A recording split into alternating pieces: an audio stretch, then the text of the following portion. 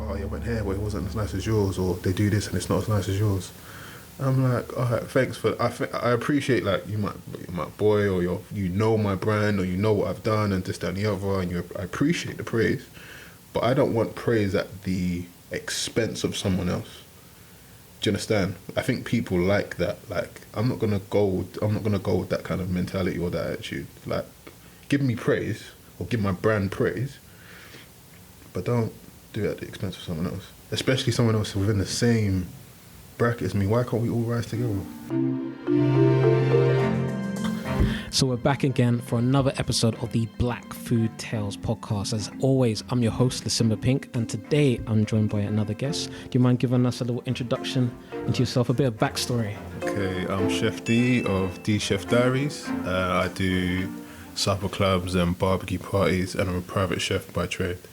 Okay, there you have it. So what is your, like, if we were talking about like superheroes now, like what is your unique skill? What's my unique skill? Yeah, what makes you unique? I think, let's start there. I think it's because I have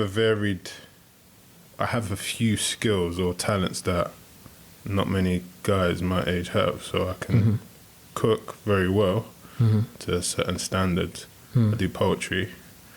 And the combination of those two elements gives me a little edge into how I create and how I am able to target two sets of markets in terms of what I do and how I go about things, because they're both passions of mine. So being able to do them and able to enjoy it, do what I do, put on events where people can enjoy what I love doing and elements of what they even love doing themselves. Like at the last TLP Supper Club, people were able to perform poetry that they've never performed in front of anyone before. So it's just an aspect of being able to deliver that talent that God's given me is probably key, really, like being able to utilize it to do what I love, really, just all.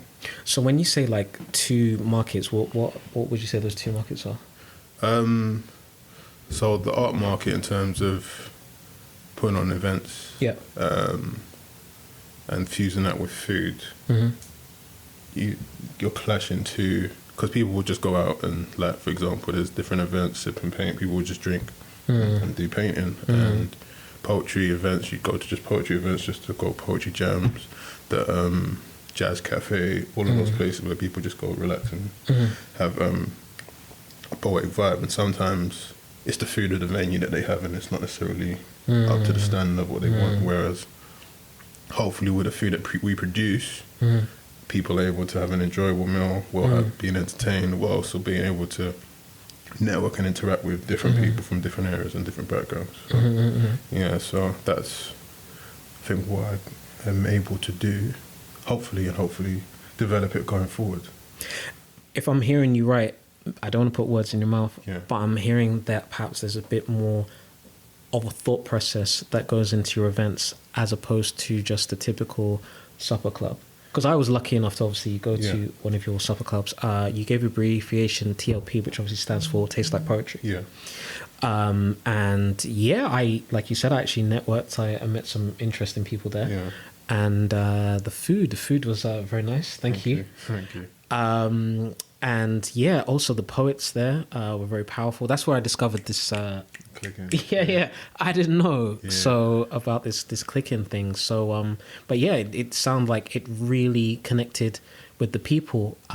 You obviously spent a lot of time downstairs, but I'm not sure what the kind of feedback that you got though.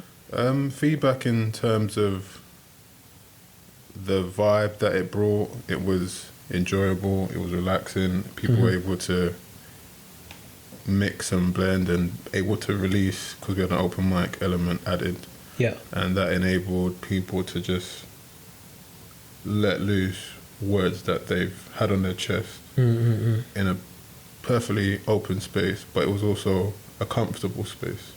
And I think that's the key thing with performers in general. Having a crowd where you're comfortable is not always a given. Like I've had not necessarily hostile crowds where I perform, but you have to be authoritative with the crowd in order enable yourself to deliver what you want to deliver. So I like being a poet. I've got quite a deep voice when it comes to the mic. So once I speak, most people hear me. Do you understand? Whereas if you hear me off the mic, you think, oh, this guy speaks quite low, but my voice is quite deep. So that element of being in a safe space, allowing themselves to deliver something where they've harboured for a long time is a good thing. Also, the food, the element of, what's it called, having it was like more comforting than fine dining, which I normally do. Normally it's a space where we do fine dining dishes, and we can do that, but because of the space we was in, that's what it required. So I'm able to flip and develop the menu or the way things are delivered based on what scenario I have, the logistics and all that stuff. Because there's a whole thought process. I literally was in half a kitchen. I wasn't even in a full kitchen. But people won't understand that unless they're behind the scenes. So it's all learning. It's all I've kind of gone off. But in terms of feedback, very good. Wanted to see the next one. I've had a lot of people that have DM'd me saying they want to perform. Sure.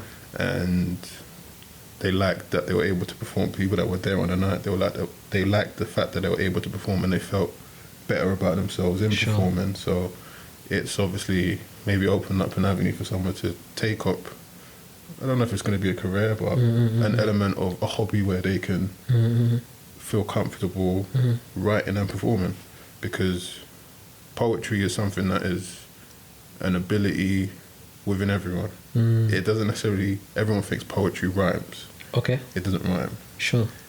Per se, do you understand? Okay. It doesn't have to rhyme. It's what you're delivering from your point of view. There's so many, it could be here for hours, going through the literature and breakdown of what poetry is. Do you understand? The different proses, your rhythmic poetry, which is what you teach in primary school, and that's what I learned from when I was younger. That's what I love. That's why I love poetry, because I love the rhyming scheme. But yeah, it's just an element where people were free, and it's not often you go to an event and you're free. 100%, because there was witnessed some people looked like perhaps that was their first time presenting some of their poets to an audience, and they handled it very well. And the I guess the audience were very receptive. Everybody was clicking and clapping, and I still clap because I didn't know when to click. What should I be doing? Is clicking the thing? When a poet is performing, or an artist is performing, or a poet is performing, let's say, you'd click in between the set. Okay. So if you hear a punchline or a kick line that makes you feel, oh, that was cool, that was sweet, you don't clap them because it breaks up the performance. If you click, it helps the performance still flow, because clapping is louder than clicking. Oh, so you can still hear. Clicking, you hear it. You don't have to do it hard, you don't have to do it loud, but you can hear a click. Even though, like, I'm doing it lightly, but you still hear it. Whereas when you clap, a clap interrupts the performance. So a poet would normally, it throws a poet off sometimes, where they stop, they got to restart. Sure. When I was performing and someone would clap in between the set, you'd have to stop, restart, go again, because they want to hear it again as well. Sometimes it's like a reload. In poetry. If that relates to music people, it's a reload. So some people, like, depending on how aggressive they are when they're clicking or clapping, you would go back again and start again. Sometimes you start from the top. It's that. Sometimes people are that good where the first line is a reload in poetry, if you want to call it that, in terms of clicking. But clicking is the element where it stops. It doesn't interrupt the poet as much as clapping does. So the poet is still, because clicking is even like, can be rhythmic in terms of they're still going on. It's not interrupting the flow of the poet. And then when they finish, I can clap. When they finish, you can clap. Okay, because people are still clicking on that side. You can click and clap. It's up to you. Okay, cool. It's like deaf poetry.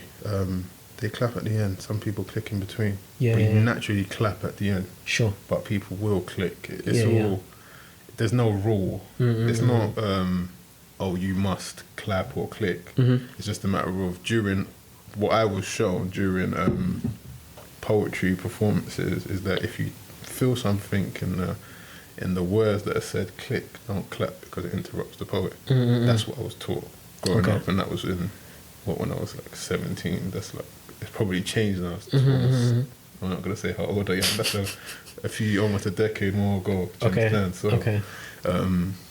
that's what I learned back in the day. And you still do it now. So I hear that. Don't feel no way about your age. I'm the old man in the room, 35, but it's all good. I'll put you on the spot, actually. But you don't have to if you don't want to. Go on. Do you know any or remember any of your poems that you can share? Do I remember off the top of my head? Yeah. Sorry, because I didn't know you were a poet before. Are you still a poet? I'm not. I'm retired. Retired. Okay. I'm in the kitchen.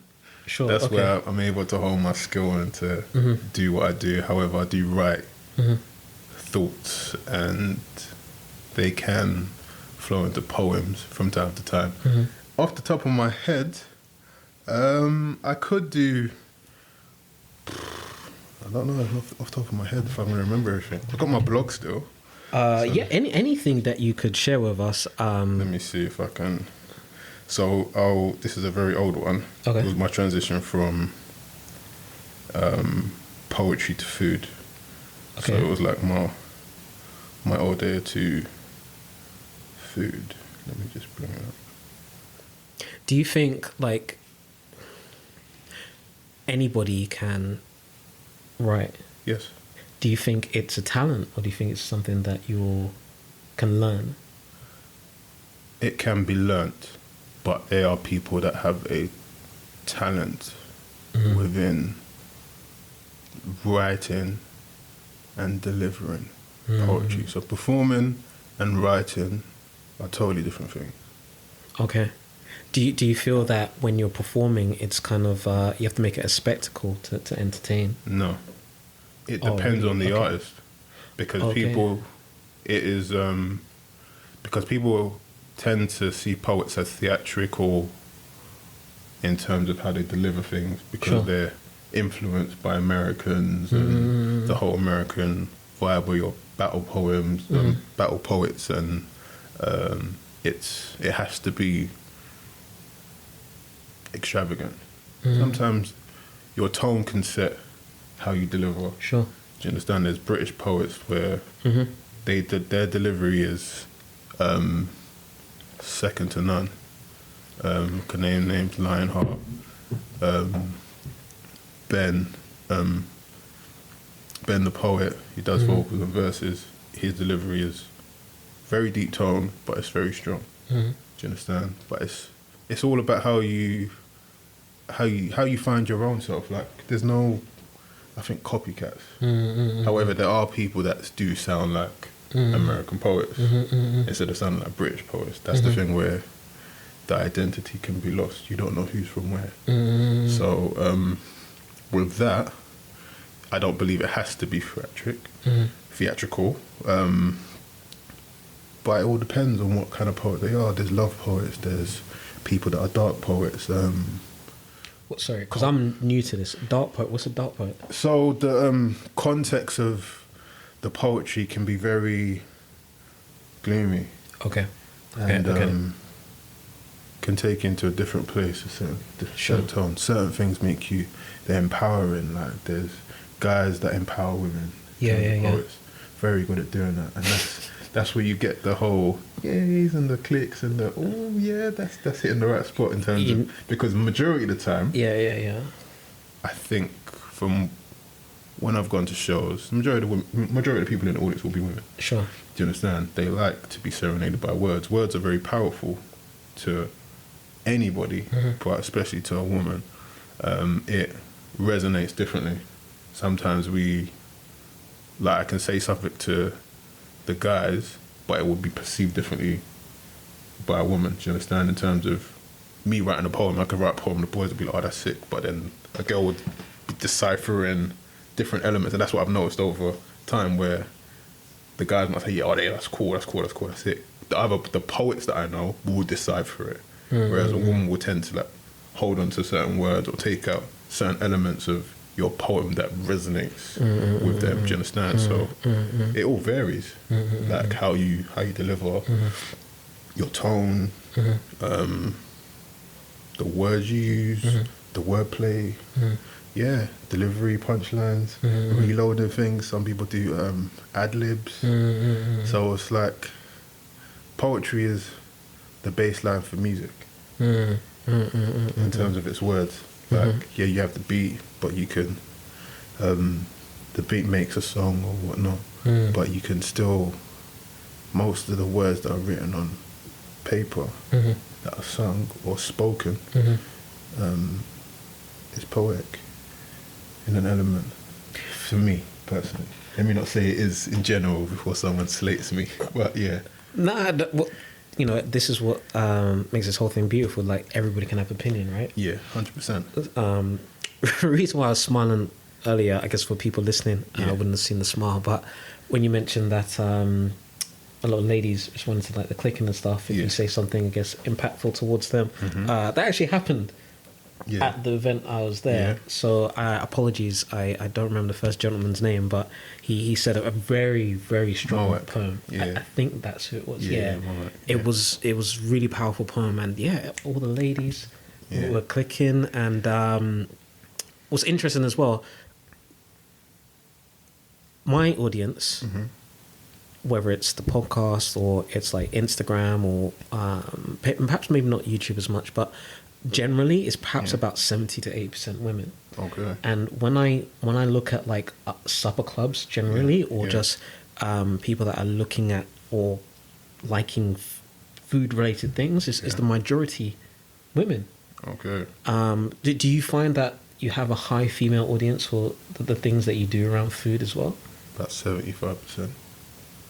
Well, guys, there you have it. You know, 75%. It's the analytics that I see on my social media. I can see that through having a business. So when you change your account to a business account, it breaks down who your followers are. So I've checked it. It's women, but it's not.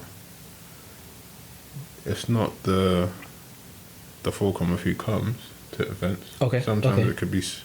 I could see that, but it could be split down the middle. Okay. I think the event was, 45, 55, which is strong in terms of guys. It's normally 70, 30. Oh, really? 70, Okay. 20, 75, 25. It normally reflects my social media and who I get coming to the events. But I think women are easier to bring their girls and go out and have a laugh and have a drink. Whereas guys, it's like, oh, is the food going to be good or this, that, and the other. There's not as many foodies as guys. People guys just want to go out and eat. Grub. They don't want to eat good food sometimes. You know, now I'm thinking about it, I have like my main guy who's like a foodie, another couple that like good food, like we go out to like somewhere lavish or something. Yeah. Outside of that, like foodies. Yeah. That's all women. It's very rare. Yeah, I'm a foodie. Yeah. Like, I like just trying new things and stuff, but they're all women. It's not a bad thing, but it's just an interesting thing to. It's not a bad thing at all, and the thing is, I welcome it at the end of the day because both parties push, but women do push the brand quite a lot, and they've helped quite a lot over the years, and I've grown around women, so I'm naturally probably drawn or easier to associate because I can, and through the poetry, through the other elements that I've done, it's like, oh, well, like, guys can cook, Nigerian. There was stuff on Twitter going around that Nigerian men can't even cook, so it's like, the fact that I can cook okay, or decent, enough to do what I do, like, privately and publicly, it's probably a good thing, really. 100%. I don't know when, I don't know when in the future, but I would personally like to also do a lot more things.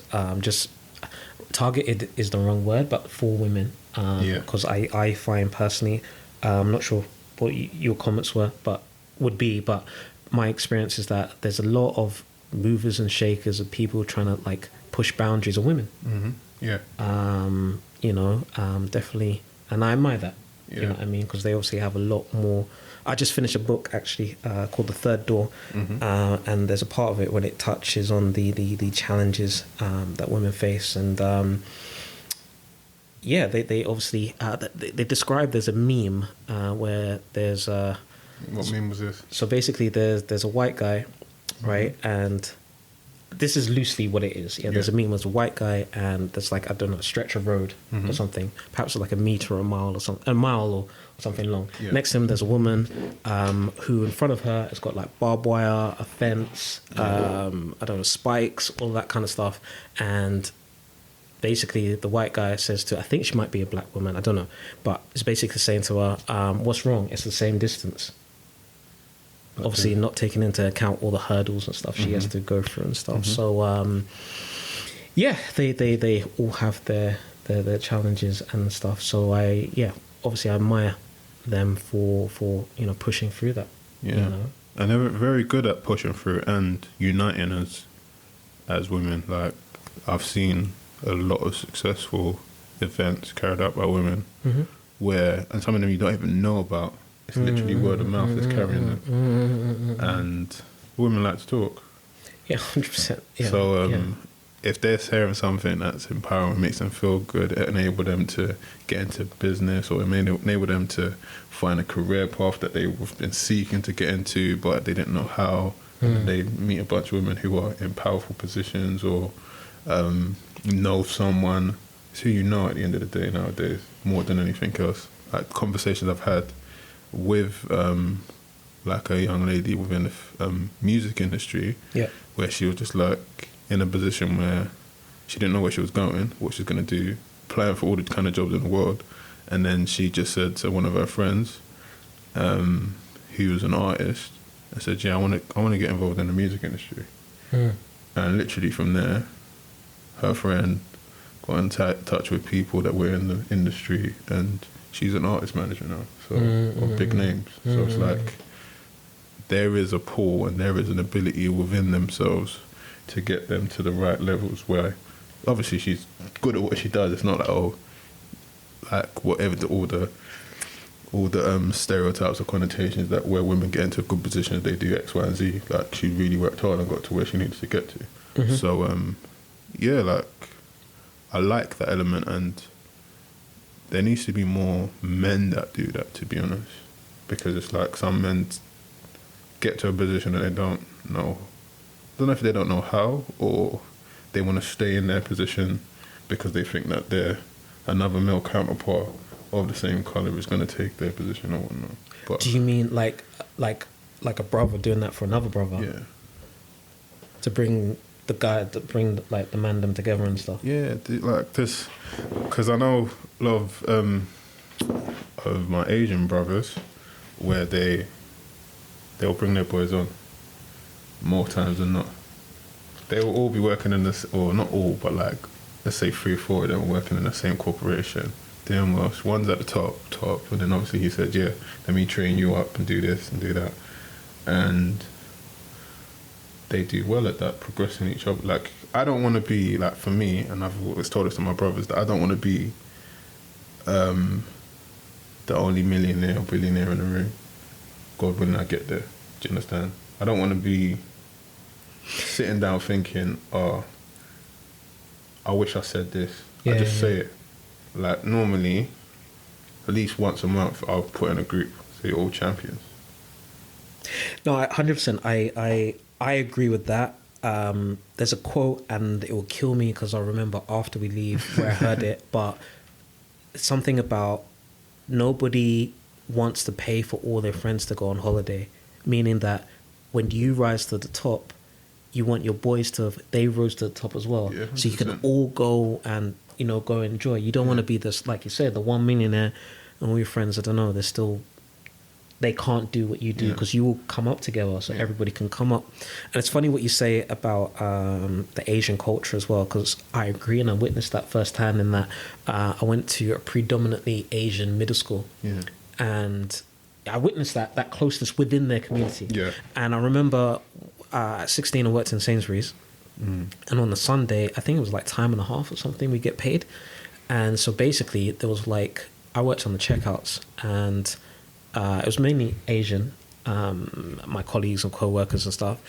And there was one guy, because we were young guys, we were doing part-time work and stuff, right? So one guy, he brokered a deal with like the duty manager or something that after 4, because the shop closed at 4, we'll stay behind and stack shelves and da-da-da-da-da. But he brokered a deal that he's going to give us like X amount of hours, right? Mm-hmm. So there was a point in time where we'd come in like 7 in the morning, shift starts at 10. So from 7 to 10, we're doing some stacking. Yeah. 10 a.m. till 4 p.m. we're just check out, doing the normal stuff. And then from 4 p.m. until 10 at night, we're stacking shelves, trying to get in that time and a half.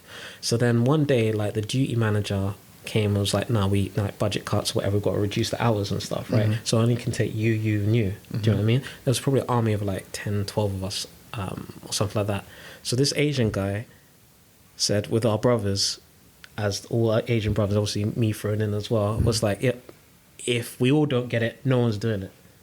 And they stuck together. And truth be told, they gave him the hours. But I can imagine in another scenario, it's like, okay, yeah, sorry guys, like I'm gonna do it. Unfortunately, you can't. Do you know what I mean? Yeah. But actually, it's just like, no, all for one for all. Yeah. And yeah, we got the overtime and stuff. So, but I think though, times are changing. You know, because look, me and you here, like what 2 months ago, we didn't know each other, and I see this as like the start of a relationship. Do you know what I mean? For wherever like I see opportunities, or I can bring you in. Yeah. We could just help each other, because I kind of feel that like through Instagram, and there's a movement of things changing. I don't know. I could be putting words in your mouth. I don't know if you feel. No, there's definitely more changes, and I think as brothers, there's more awareness. Do you understand? Like, that we are going through stuff. Like I hear what you're saying about the analogy of the road where a black woman is against a white man. A black man is kind of like against everyone else. In a sense, like the stereotypes and the connotations just on social media. Like just as a character, like a man is deemed to be a villain. Black man is deemed to be a villain. Period. Do you understand? Like, and that element doesn't help some brothers. Some guys aren't strong enough to be like, oh, they're just chatting rubbish. They will take that to heart. Whereas myself and a lot of my brothers are like very, like, I don't care what you say. I'm going to be great at what I do. I'm going to be a great father. I'm going to be a great friend to my bros. Do you understand? The women that we marry will be great to them too. Do you understand? We've always had this kind of bond and energy to do better and to kind of break that. So how do you think that we permanently, moving forward, just break it like forever? Difficult. Very difficult. Okay. Where could we start? Where could we start? It starts amongst ourselves. Like the simple fact that I don't know why that we still Africa versus Caribbean, that still goes on. Yeah. And I know it sells, or it used to sell, and it still sells now. But just amongst that, why are we fighting each other? Do you understand? We don't get, like, on a football pitch, you might get England and Scotland going ham, but like football elements. I'm a football. Like I studied football. Football is my passion as well. Who do you support?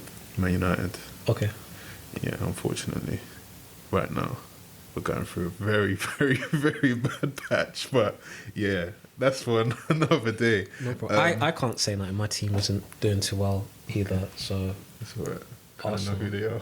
When you said that. Arsenal. So yeah, we're not. Yeah. Yeah, we're in the same boat. Yeah, basically. Or kind of.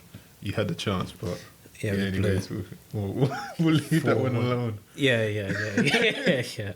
But yeah, sorry, I interrupted. So what was I saying? Let me get my thought process back.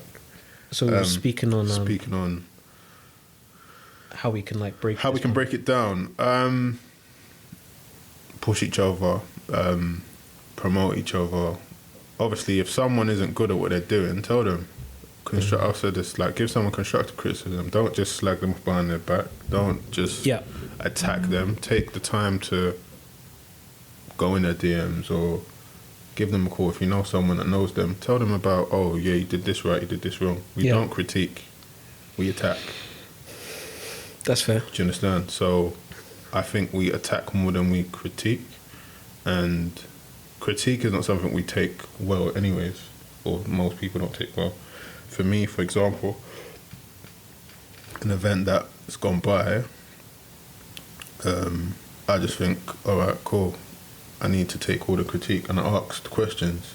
Tell me, DM me, tell me. Like, there's things where people are like, oh yeah, it was a great event, but I don't want to hear that because it's not great or as great as I think it could be, because I might be smiling, but I'm not laughing, I'm not joking, I'm not playing, I'm not over the moon. There's reasons behind that, because I'm the type of person where I like to learn and try to improve every step of the way. I'm never going to get to that point of perfection, but I'm going to get to a point where I can say, yeah, we can leave it alone and we can just add to it. Continue, like, we do a review over events every single time.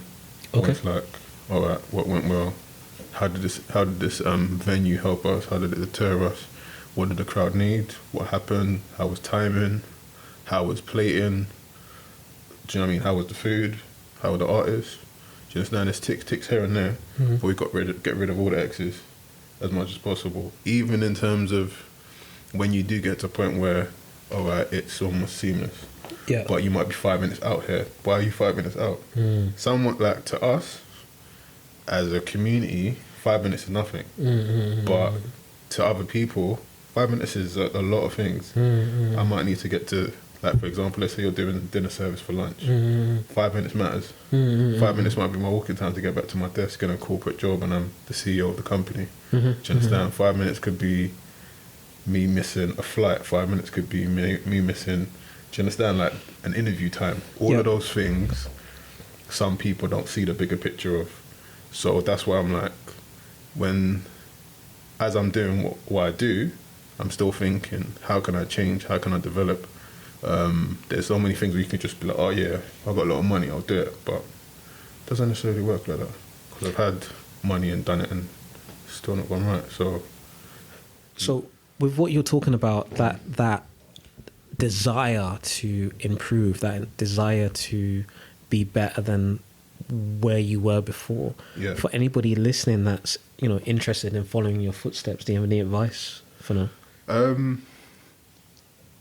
Advice in terms of doing supper clubs or events in general is budget, number one. Okay. Number two, plan, or let me rewind. But plan first and foremost, because planning will involve your budgeting if you plan well. Gain knowledge from other people, ask questions. Not everyone is forthcoming in this industry, especially like supper clubs and black events, because they feel like they're giving away their gems. If you come to me, I'll talk to you. I don't mind. If you steal what I say, you steal what I say. Just, I want everyone to succeed at the end of the day.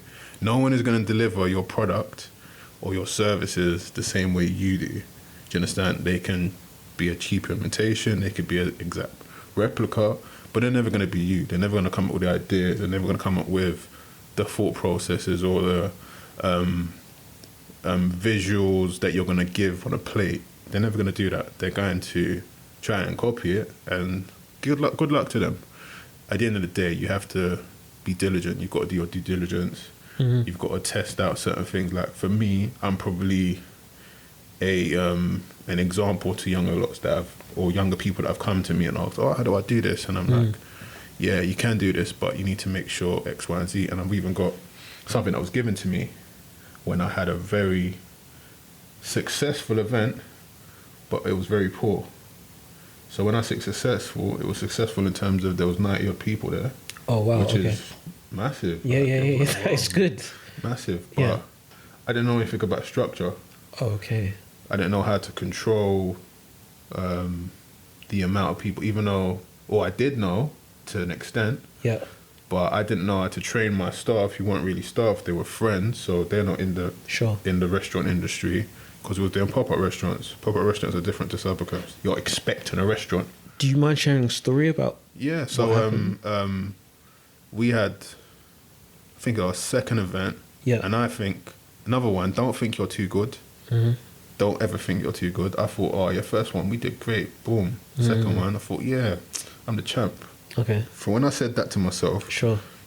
I'd lost. Yeah. Okay. Do you understand? Mm-hmm. You've got to have a learner's mentality in this game. Like, if you've not been schooled in it, if you've not been, even when you've been schooled in it, you've got to learn. Food is not an area where you can just be like, oh, yeah, I'm the best. You're not the best. Yeah, you can be competing to be the best, and you can get the accolades for them, etc. But you're never gonna. Someone's always gonna come. Like, if you have the mentality where you think you're the champ, or you're staying the champ, or you don't have that challenger's mentality from the offset going forward, like willing to always improve, you will lose sight of what you're supposed to be doing, and you will be focusing on the wrong aspects, which is what I was doing for that second event. So imagine, like, I got gassed off the first event thinking the second event, 90 people, boom, it'll be easy. Whereas, so now, structure was in place where we'd have 3 sets of dinner services. I think it was 4 o'clock, it was on a Sunday, so 4 o'clock to, I think it was 4. 3 to 6, 6 to 9, and 9 to like 11. I think that was the breakdown. It was going to be there all day, basically. However, I didn't control it enough in terms of, we're going to have only 30 people in this slot, 30 people in that slot, 30 people in that slot. Okay. 30 people is manageable, 70 people is not manageable. Sure. Do you understand? So, and what we needed to do, or what I needed to force at the door, because we had a lot of walk-ins, it was a thing where we should have said, okay, we had 40 walk-ins. So if we had 40 walk-ins, they do not get seated. When you go to TGI Fridays is probably the best example. Here's a buzzer.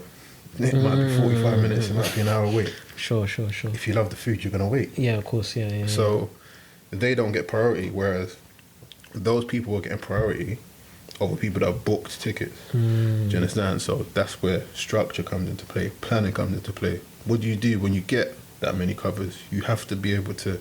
I should have said at the door, when we get to 20 on the door, no more, unless you get a go ahead from me. Do you understand? So I can count stock. I can make sure that there's enough food so we don't sell out.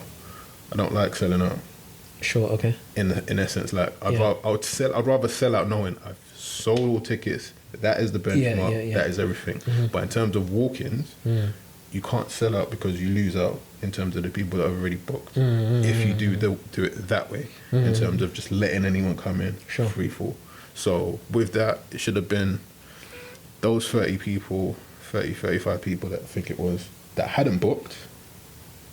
You have to wait. That makes sense. Do you understand? That makes sense. Not saying that they're all going to wait at the same time. We're not going to have 30 people waiting at the same time. Sure. But they have to respect. Yeah. You didn't book. Like if you go to a restaurant and you don't book and they say, wait, you're not going to be upset. Or you might be upset because you're thinking or you're expecting to be served as people. We're very, or how can I put it? We're very, what's the word I want to use? We believe that we should get what we want when we want it. I don't know what word to exactly use or pinpoint that, but it's like you go somewhere and I expect this service because I'm here. Some people have that attitude, whereas there's protocol, there's structure to how this place runs. You've come at a time where it's the busiest, number one. We're booked. Number two, did you book? No. So you have to wait. If you go to a Tarshish, if you go to a Hakkasan's, if you go to Benihana's and you haven't booked, you either wait or you go back the next day. True. Do you understand? Like, so why can't we should still have that element of ourselves? So I know now there's been events where I stopped doing this. This is me starting again for like the second time. And my last 2 events, we had to turn people away. And I didn't mind because my duty is to make sure that the people that have booked So in a timely fashion, have been served. Mm. Mm. Do you understand? So, and all of that needs to be, like, don't think about the money, think about the quality of what you're doing. Yeah, delivering quality is the key. Delivering great service is key. Do all of those things and you succeed. So on why you've touched on service, as a people, perhaps we're known for some of our restaurants or establishments not having the best customer service. Yeah. Why do you think that is?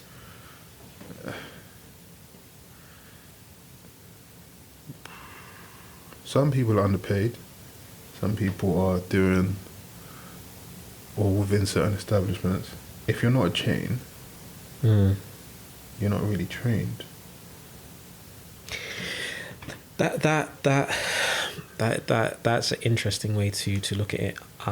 Definitely, because I've had 2 recent experiences. I'm not going to name the venues because I didn't know how to deal with it. Because basically on the side, I've been trying to do like some like food reviews and stuff, right? So I went to one particular like roti shop, and the woman, I walked like, I don't want to describe it because people will know. Basically, there was a woman in the doorway, right? Yeah.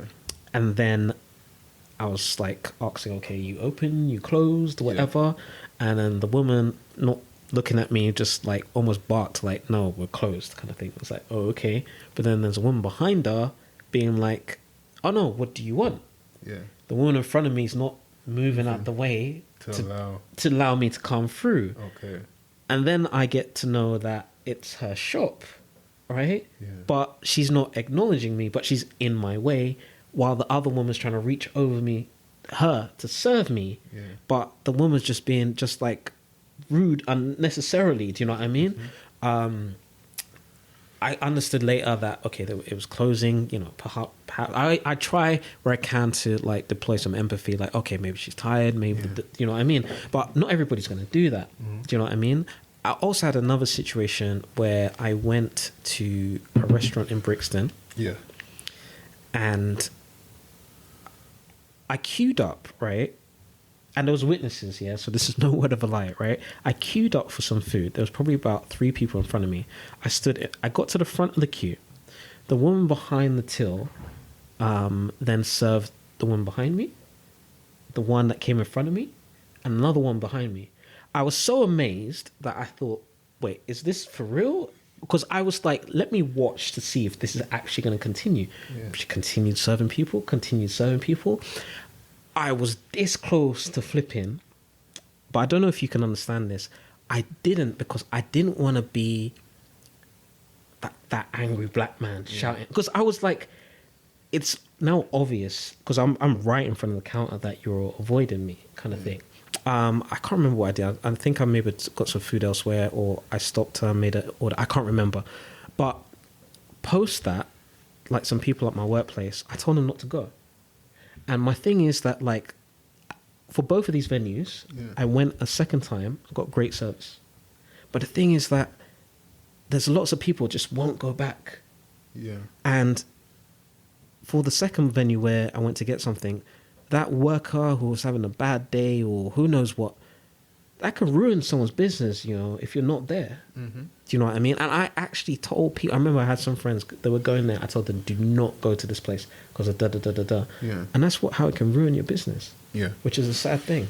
Yeah, so it's very, unless the funding is there, because I think people don't understand that to run a restaurant to the quality and the standard that you want, or you perceive us to have, or you see others doing, it takes a lot of, like, you have to pay.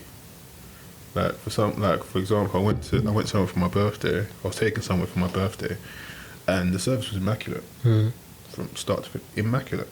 Best service I've had. Where'd you go? To Sheesh. Oh, okay, cool. And I was looking at the place initially, and I'm thinking, this isn't Wood Green. Why am I here? Like, I've heard about it, but knowing where the location was afterwards, because when I'd seen pictures of it, the place looked glamorous inside, looked very nice and very up my alley. Like in terms of, I like elegant eating environments. And yeah, so I was in there thinking, okay, this is nice. It's a nice little treat. And the server that I had was absolutely top notch. But he was a how can I say, he was a experienced gentleman in terms of this is something that he does with a passion, and you pay him top dollar. Do you understand? It's not your £8 an hour. He's getting paid properly because he's not just serving us. He's probably serving 4 or 5 other tables, and everyone else is similar. Do you understand? I think I can't remember what this heads sommelier or whatever you call the words are. The French or, or those French words. I don't try and say stuff that I don't know. I'm not aware of unless I'm sure. But yeah, he was very, very on point. We got served in like an hour and a half. Like starter, main, dessert. Not many places you go to, and it was a Saturday, so not many places you would get that service. Drink was, let's say, my cup was like this, as it is now. It would be in top. Do you understand? Without me saying anything, without me, like if there was a little spot on the table, something that we left a crumb, this guy was clearing it. Like, so every element, every angle was covered. Yeah, that costs money. To train someone to be like that, or to have that kind of, what's the word? Passion. You got to have a passion for service. Most people are doing it. Like they're in college, they're at uni, they're just doing it to get by. And that's when you would get them being at certain establishments who are not paying as much to the staff to get them to feel the energy. But some people are unaware that you can make, like, servers can make a lot of money. Like, there's people, like, I'm willing to give you a £20 tip. Just I'm not a baller, but I'm willing to give you a £20 tip if you do the right job. Do you understand? If I feel like, no, you know what, I look at the bill and I'm like, okay, this bill is cool, and let's say discretionary charge isn't there, I'll be like, yeah, I'll give you money. Like, I'll do a 10% of the bill and give it to you. Or what I'll do is, or what I used to do all the time was get a bill served and I'll give the person the money just in case there's any squabbles behind the scene. I don't want that because they deserve it because of the service they've given me, not the whole team. Do you get where I'm coming from? So all of those things they take time, they take energy. Some people just want to, like, you want to, like, you're working so hard to get an establishment open, and to open up an African establishment, it's not easy. It's not easy. It's considered, what's it called, a risky business to get into because majority of the population is not black. Yeah, 100%. Which is obviously an obvious thing, and it's not a food group that's been sought after. It's growing. It's come back, and it's become more vibrant. But most people would tend to flock to Caribbean food because it's subtler. People go to the Caribbean to go on holiday. You don't go to Africa to go on holiday. You might go to Egypt, but Egypt isn't considered Africa to some people. Do you understand? So that's like, Algeria is not considered Africa to someone. You eat Algerian food, you eat Egyptian food. Going to Nigeria, going to Ghana.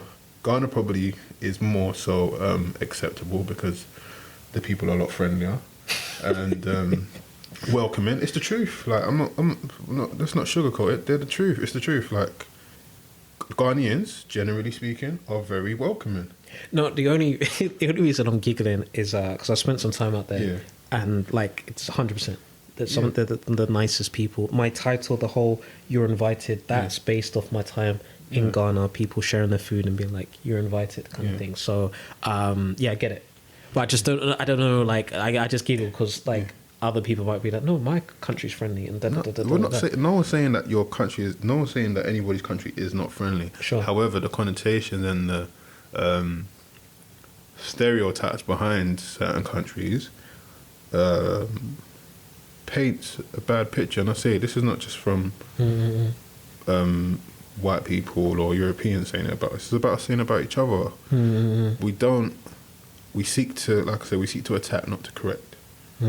Yeah, like, there are people that will be heavily damaged by how influencers, black strong influencers, might just come down on them if they have not got character. But then again, they'll be like, oh, they shouldn't have been doing it in the first place. There's some people that just have that attitude, but it's like, if someone else is to do that to you and desecrate your career or desecrate your brand, how would you feel? Do you understand? Like, people, we tend to talk or do things out of anger too often, and I'm not an exception to the rule. Like, I might make my mistake in terms of, like, personally, business-wise, I won't do it. If someone is running a business, some people be like, oh yeah, it's not as nice as da-da-da, or it's not as nice as, like, people will say, oh yeah, I went here, but it wasn't as nice as yours, or they do this and it's not as nice as yours. I'm like, all right, thanks for. I appreciate, like, you're my boy, or you know my brand, or you know what I've done, and this, that, and the other, and I appreciate the praise, but I don't want praise at the expense of someone else. Do you understand? I think people like that. Like, I'm not gonna go with that kind of mentality or that attitude. Like, give me praise or give my brand praise, but don't do it at the expense of someone else, especially someone else within the same bracket as me. Why can't we all rise together? 100%. I agree that we should all rise together. Don't get me wrong. If someone is whack, just say they're, like, if they're not good. Yeah. They're not good. Like, there's no way around it. Like, someone needs, within their position, needs to tell them to stop flowing money into something that they're not good at. But if you're actually good at what you're doing, or there's certain elements where, oh, I like this about what you do, but there's systems that need to be taught to you. Like, for me, I didn't know the systems well enough. I still don't, and now people are like, oh yeah, great event. I'll be like, no, the system wasn't right. Still an element of, when you come in the door, I want you to feel the DCD experience. When you leave, you feel, wow, that was my food, done elegantly. I came in, I sat down, I was waited to, I was attended to, I left. I left happy. I came in happy. I left amazed, even happier than I've ever been before. I'm not going to please everyone, and I know that for sure. I've known that from having a great event and someone still saying something, or this, that, and the other, where 95% of the room, if not 97% of the room, were like, that dish was amazing. And then someone might have said, oh, the mash was a bit too creamy for me. Sure. It tasted more like potato than it was yam mash, and I was like, okay, I take that on board. Yeah. But I didn't take it to heart. Yeah, of course. Because, like I said, you're not going to please 100% all the time. It's not likely. I've been to find out in the Michelin star restaurants where I've just said to the guys, this isn't to my palate. Taken a bite, and I said, it's not to my palate. That's me being nice. Sure. I could have been nasty because it wasn't nice. Like, it was absolutely vile. Do you understand? Because it wasn't like, I gave it to the person I was with, they tried it and it wasn't nice. They're like, oh, that's bad. So we got something else. And the thing is, using that approach, I got a good service still because they rectified the issue. I'm just pausing because I'm just processing some of what you said. I think when you receive bad service or you're not happy with something, I think delivery of how you convey that is very important. There's a fine line between, like, what the hell is this versus like, you know, this is like you said, this isn't to my palate, you know. I think it's about understanding that. But also I was thinking about when you said somebody came back to you and said, oh, your food, so-and-so's food isn't good as yours, da. Something went off in my head, and I know I'm conscious of this. What I do, whether it's a good thing or it's a bad thing, but it's just my nature. It's a contradiction, but I want to, by the nature of the Black Food Club, help everyone. Yeah. But at the same time, I want to crush everyone. Yeah. And what I mean by that is, yeah, like that. It's that I'm competitive in business, that I want to be the winner. Yeah. But at the same time, I'm empathetic. I do want to help everybody bring up. Yeah. But I think you need a bit of competitiveness just to give you that edge. Like earlier when you were speaking about still learning and stuff like that, that's all part of it, you know, learning from your mistakes. Like for me, you have to go through those mistakes so you know not to do them again. Like somebody can tell you, but sometimes, look, if you never had those 90 people, Do you know what I mean? You may not, someone could have told you, but when you saw it firsthand, then you know, oh, okay, I need to do da da da da da. And it's just all about growing and just being competitive. And but I think there can be competitiveness where we can all come up, kind of thing. So that's just what was. Okay, but maybe I won't negate myself. Okay. Or my business for anybody. Sure. I won't make myself lesser. I won't. I won't like lessen my shine for someone else. Period. Sure. The shine of DCD will grow. Cool. Whether people like it or not. Do you understand? It's not a matter of, oh, I'm going to allow someone to walk all over me. Sure. Or walk all over this business. No chance.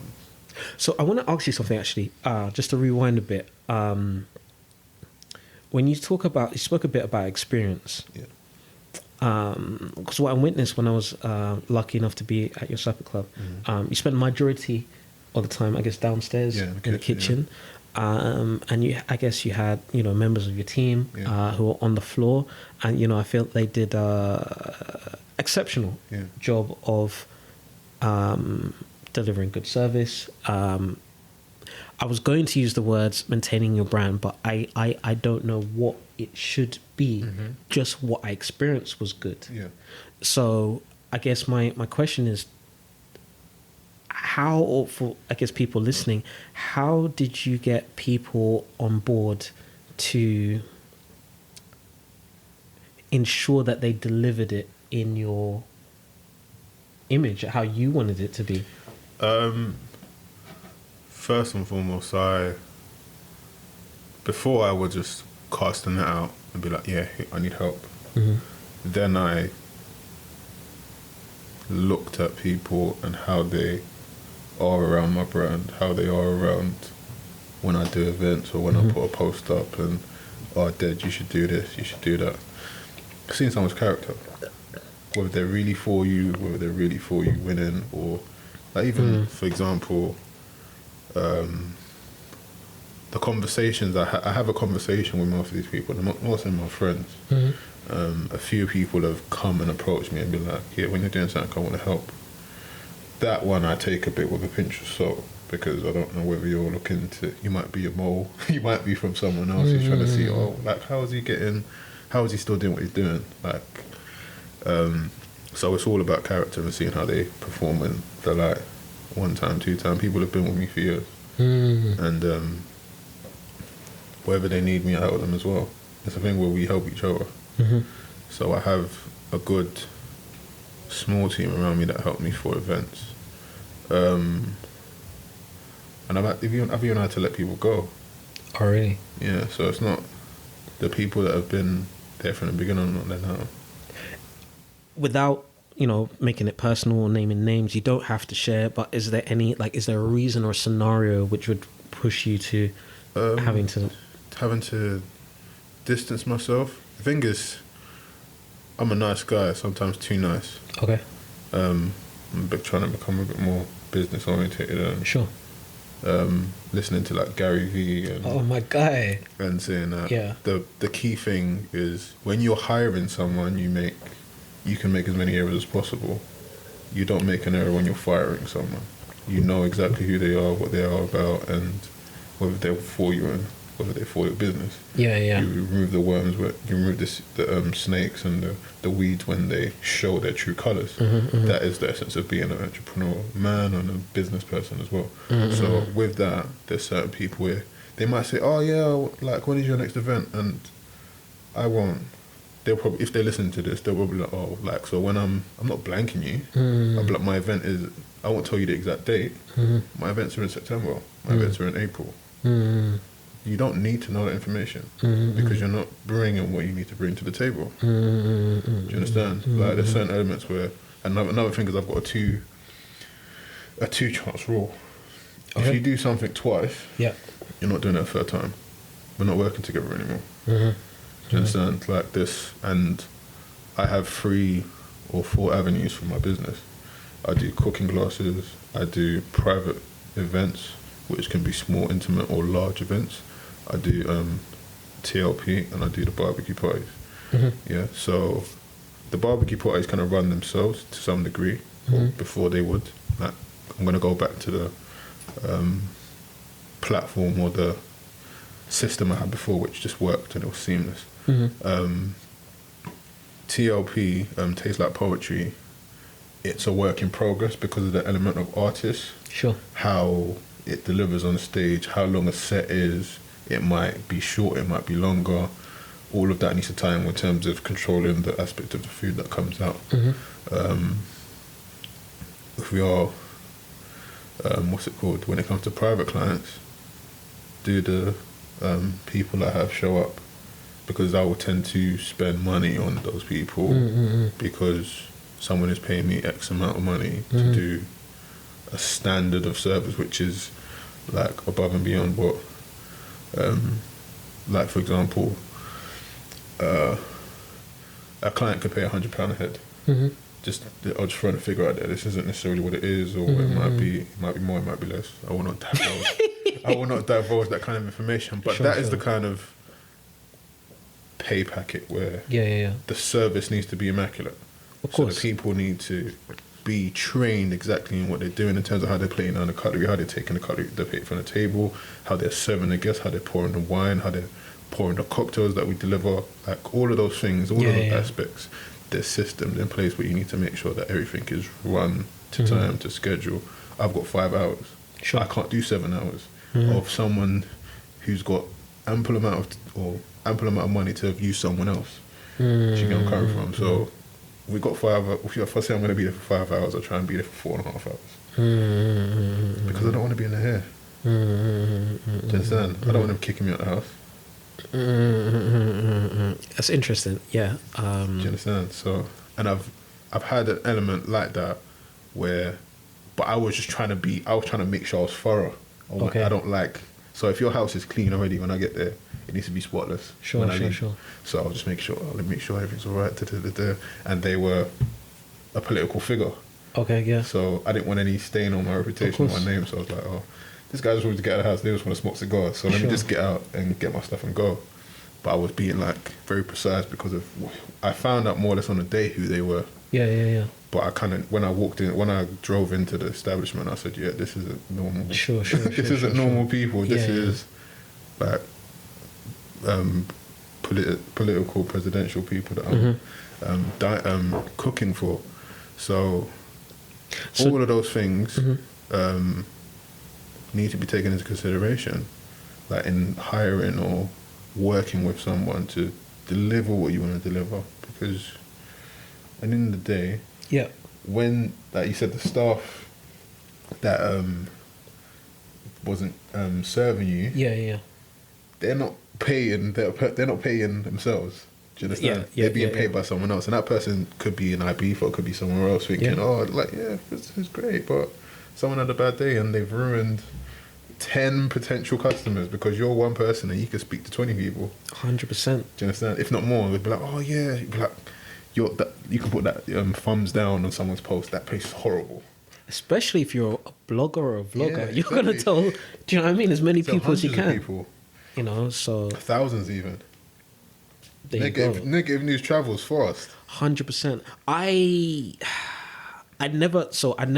guess I've spoken about it with friends.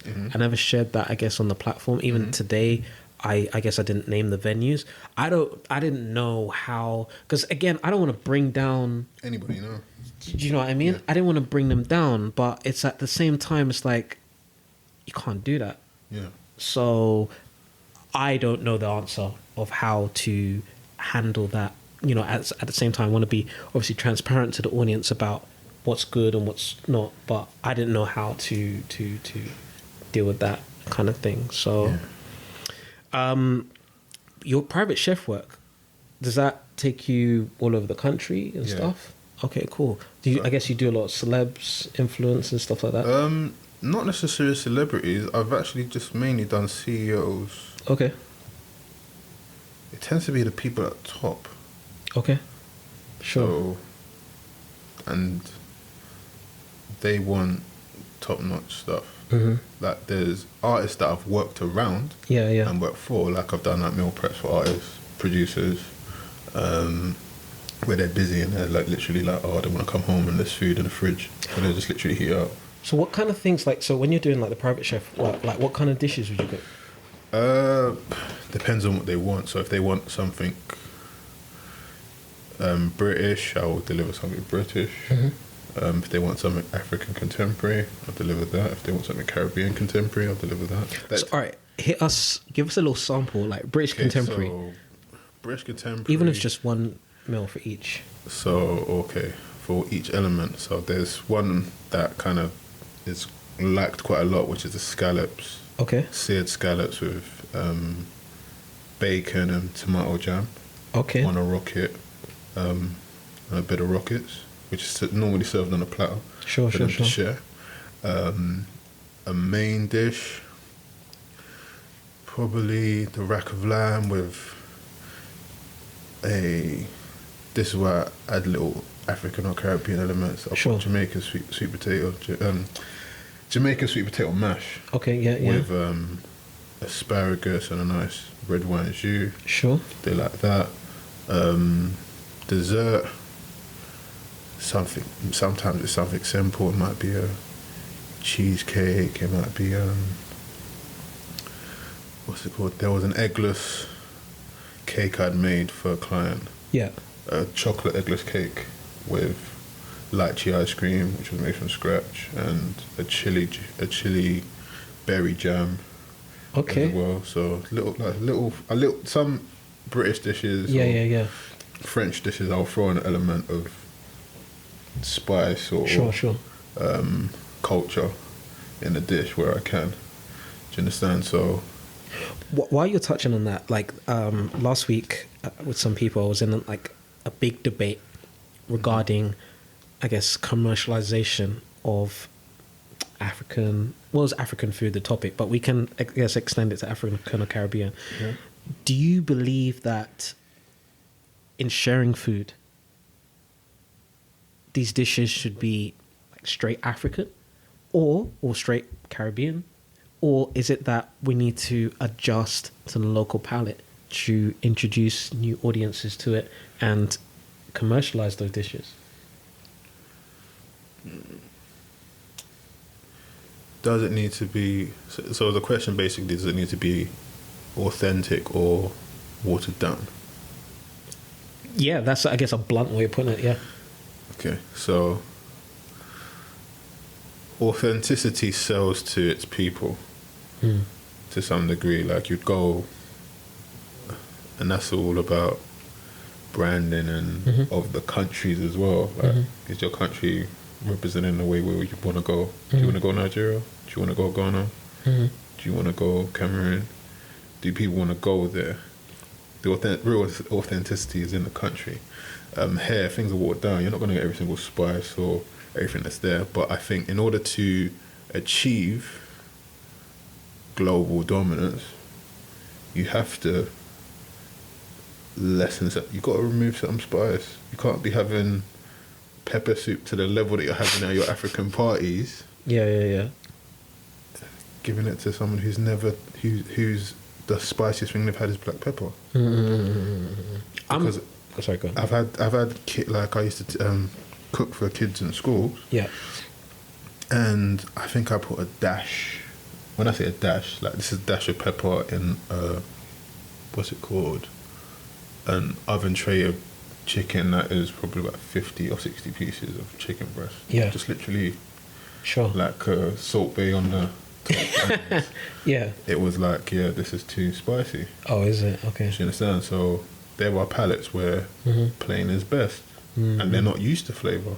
And this is in Essex, so that is like literally, when I was doing certain things, it was like, oh yeah, you can't do that. You can't put no curry powder here. You can't, like, if it's a curry, put there. If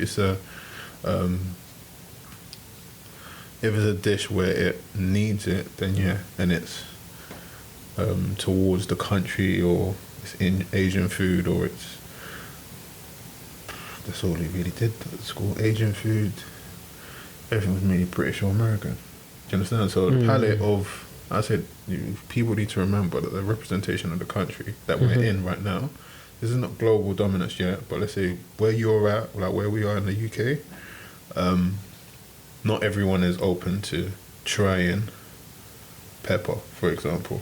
Like the Scotch bonnet is too hot. Mm-hmm. Do you understand? Like element, like, and I learned that. I've even learned that in an event where there were even Caribbeans and Africans saying to me, "Oh yeah, I can't. Like this was really spicy." Mm-hmm. They enjoyed the food. The flavors were amazing to them, and initially I was like, "Oh," and that's how I cook. Naturally, I was like, "That's authentic cooking." It's like, let me cook home food, because it was like having jollof rice with jerk lamb, and that's like hot. Yeah. That's hot and hot. It's not hot and do you understand? And even the coleslaw had a little bit of spice in it as well. Okay. So just literally a palette of fire. Okay. So they're thinking, like, there's no cooling element. The only thing I can drink is water. And we had like rum punch on the night, so that's not gonna help. It's not gonna help the palate. You're just gonna literally be back in that, and your throat's gonna be on fire if you're not used to pepper. So knowing that and seeing that, even though that, because there was British people at the event, and they were like, "Oh, yeah, this is lovely." Yeah, okay. Do you understand? Like some said it was a bit too hot for them. Sure. But out of like there was about 8 of them, 6 of them were like, "Yeah, this is nice." Yeah, like okay, a little bit hot, like, but they really liked it, enjoyed it. So, do you know what I mean? That's where I was like, okay, I can take the pepper out a notch, but the flavour will still stay the same. Sure.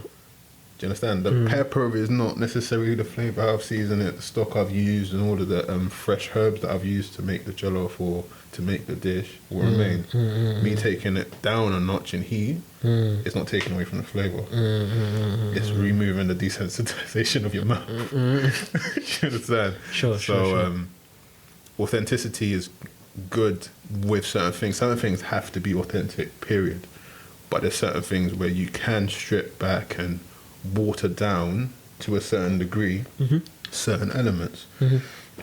Some things use replacements, and the thing is, if you love food and you want your food to go to the ends of the earth, you're gonna adapt certain things. Like some things where and this is like we talk about commercial, I'd say commercial, like you're gonna do that where you want it to be in supermarkets, is basically what you're saying, right? Or are you saying on terms of chain restaurants? Either, because look, as a brand, it's up to you which way you want to go. Whether you want to be in supermarkets, you want to do the chain, or you just want to stick with supper clubs. It's just to get it out there, to bring new people in. Because I think, as you touched on before, we're not the majority. So if you want to bring that food to new audiences, I guess I'm putting an opinion on it. I kind of agree that you have to do something. You can't just do straight authentic. Unfortunately, you need to give them a stepping stone. Because there's lots of the Chinese do it. Sweet and sour chicken. You can't get sweet and sour chicken like that in China. Do you know what I mean? There's one Indian dish, I can't remember what it is, but it doesn't exist in India. So you need the korma, isn't it? Or I think it's the korma or masala or something. They was even saying that curries is not. What's it? What curry is it? What's the main curry? Not if it's a bowie, but there's a curry that it's just literally it doesn't exist. I'm trying to think of the same one, but I can't remember the name. It just doesn't exist. They're exactly. Like, this isn't our food. Yeah, so they made it up for British people. And why can't we learn from that? Is my thinking. Yeah, 100%. So so something that comes to mind. So like chukus, Nigerian tapas. So I went there when they had the pop up in I think it was Pop Africa on last week. I got I think it was like a tortilla, or like a wrap with like some jollof in it. Okay. Do you know what I mean? It's a stepping stone. Do you know what I mean? Yeah, I liked it, and it's just give something people are familiar with. This looks similar to burrito. So I can understand that. There's new flavors inside. Yes, it's not for everybody, but I think it's the way to go if we're gonna, because that allows people to do. I've had this version. Let me try the authentic. Yeah. So that's just my personal. Yeah, and the thing is, they do it in a good way because it's bites, or not bite size, but you're sharing. And as a people, we like to share as well. 100%. Like I remember growing up with one of my my closest friends, and we'll be eating pounded jam from the same bowl. Like, I obviously do the cooking. Like, his dad might have made the stew or the soup, and he'd be like, "Oh yeah, like, did you can make pounded jam?" And I was like, "Yeah, I'll go and do that." So I'll make that, and we'll all eat from the same bowl. You understand? That's all me, my boy, and his dad, like, eating from the same plate. Like, but nowadays, we don't really incorporate that in terms of, like, when we're going out to eat. Yeah, no, true. I like that idea of people coming together and perhaps sharing and eating. I do know another cook by the name of Kaz. She's trying to incorporate that of people like sharing and stuff. It's funny. There's a book I have to remember. Sorry, I'm listening to an audiobook. Let me try and bring it up. And basically, it talks about the dude, I forgot what state he was in, but he was traveling to Miami. And I guess this is a time where there was still a lot of segregation going on. Yeah. And like where you like certain places with like no blacks and da da da da da.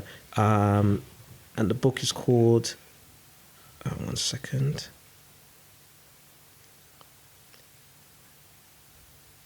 Nearly have it. When I stop talking, you'll know I'm dead.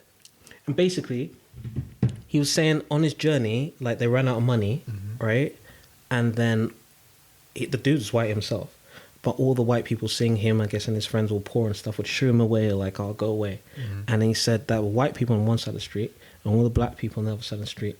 And on this journey from wherever he was to Miami, for all these days he was going without food, no money, he said it's all the black people that fed him and stuff. And that's in our culture. Do you know what I mean? Just to share food, and you didn't know this guy from Adam, you know. But yet they gave him his rice, they gave him food, you know. As much as they're still being treated, however, they still shared their food, you know. So, yeah, 100%. It's in our. Yeah. So there's different ways of doing it, and once you find that niche, run with it. And the I say with what you were saying in terms of commercial,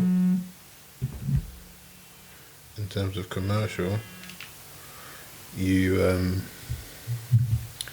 what's it called? In commercial, you have to appeal to everyone. When you're doing your own thing, you're doing your own brand, and you want to be authentic, and you have a standalone restaurant, you might have branches of it. Then you can do what you want in that space with it, but then you've got to make sure you've got enough numbers to come through the door to survive. If you're looking to do a chain, like your what's this one called? What's this Caribbean shop called? Is it Turtle Bay? Turtle Bay. Turtle Bay started in Derby. Oh, really? Yeah. And then it was in Derby or Southampton. I saw it in Southampton and I loved it. In Southampton, I thought, yeah, this is amazing. It's different. It's not what I'm used to, but it's relatable. I can relate to it. And being a foodie, I was just like, yeah. But then when it came to London, I think it got a bit watered down. Sure. Compared to what? Because in Southampton, not having as much cultured stuff that I would like to see, I was open to it.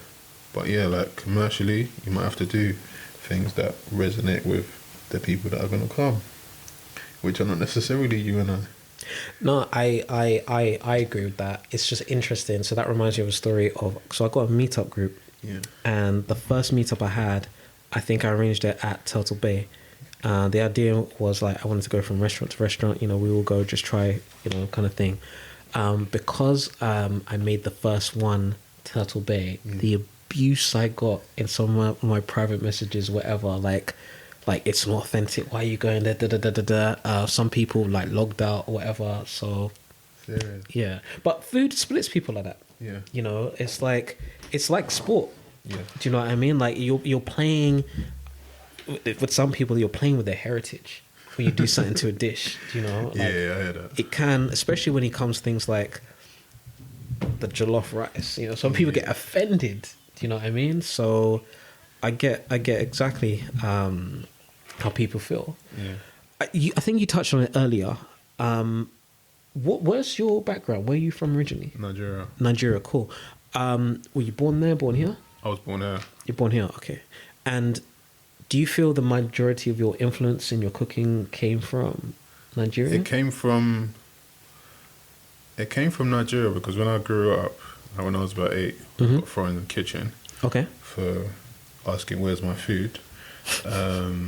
Yeah, I was about 8 years old and I was playing football at the time, I think 2-touch, downstairs with my friends, and I came upstairs and I was obviously hungry. And I was like, there's no food. I was like, so I must have been like, what's the run in the kitchen? I was like, where's my food? My mum was like, what? Like, who you talking to? Like, from this day forward, you're never gonna be able to, like, when I'm cooking, you have to be in the kitchen.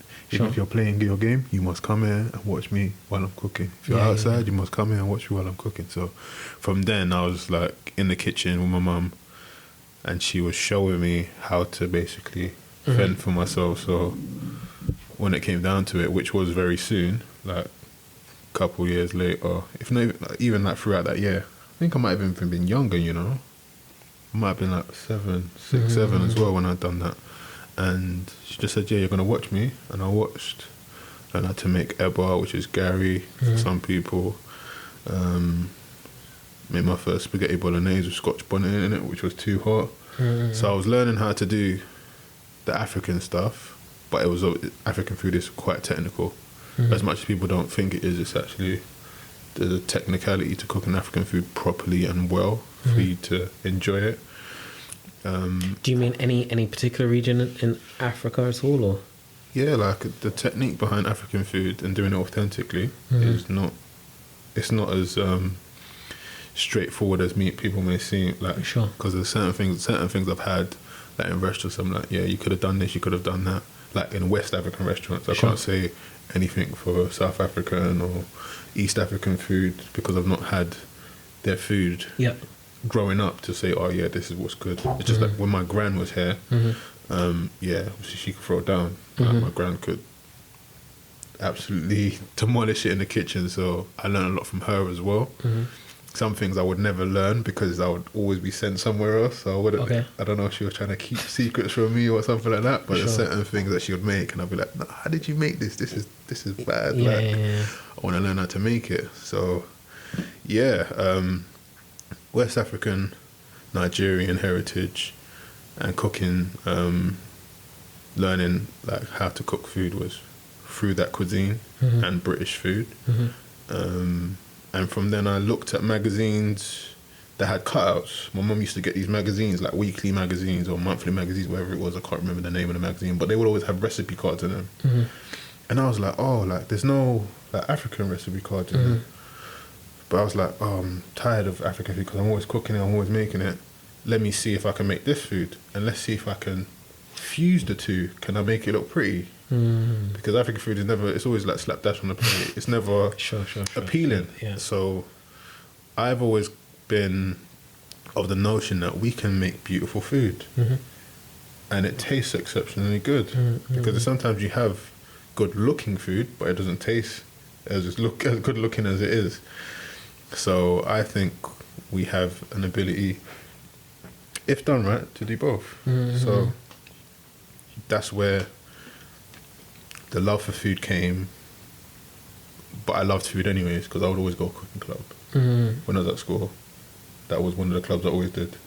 Like I'd kick ball and I'd do all the other stuff, but cooking club, baking cakes, cupcakes, learning how to do Thai food back when I was in North Woolwich was all of the things that I loved doing. Like I used to love any element of food.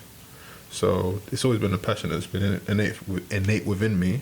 And I realised I probably got that from my dad because my dad's an exceptional cook. Or whenever I spent time with him and he could cook, he'd throw down.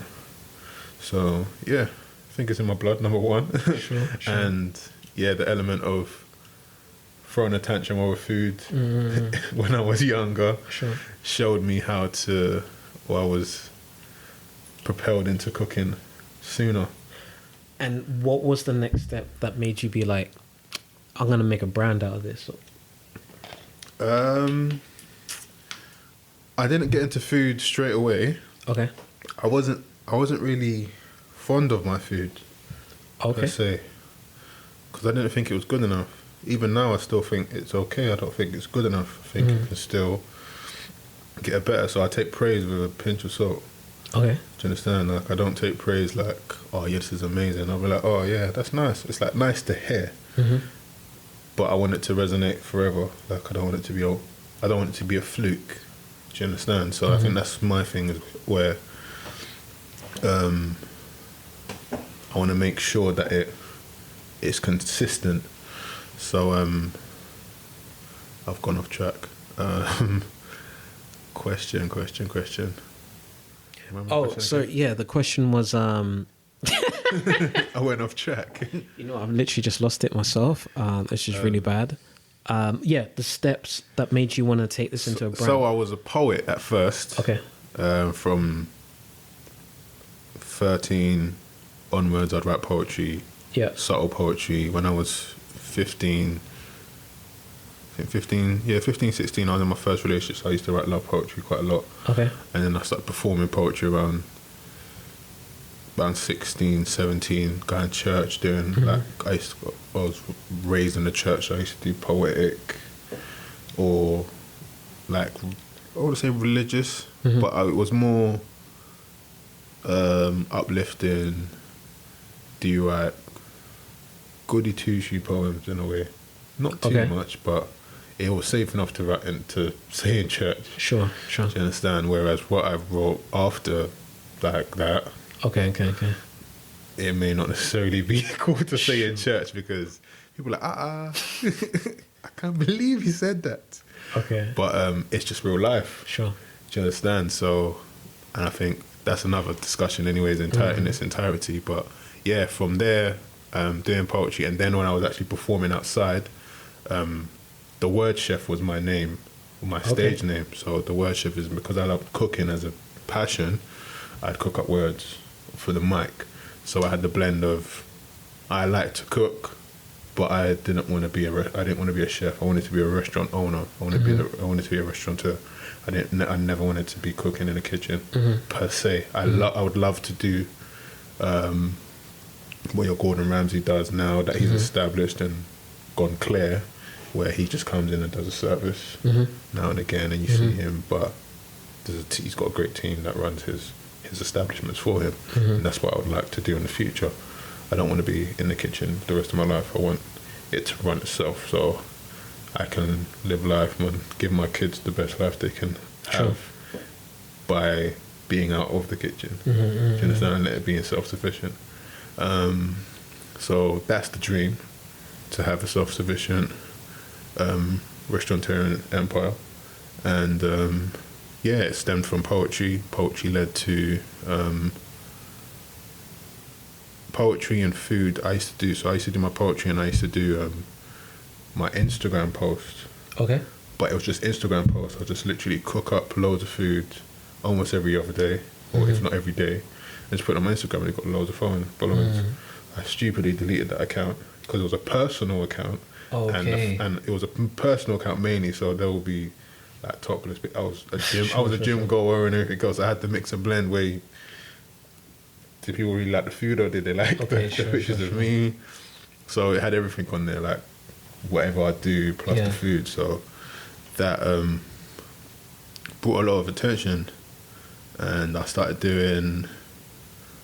deleted that page for social media's too much at the time, and then I was like, it's actually a lucrative element to what I want to do. So I started doing my own personal food page about 5 years ago, and just literally started building a rapport again from scratch, and organically got the page up to a good following, decent turnouts from our supper clubs and clients from it as well.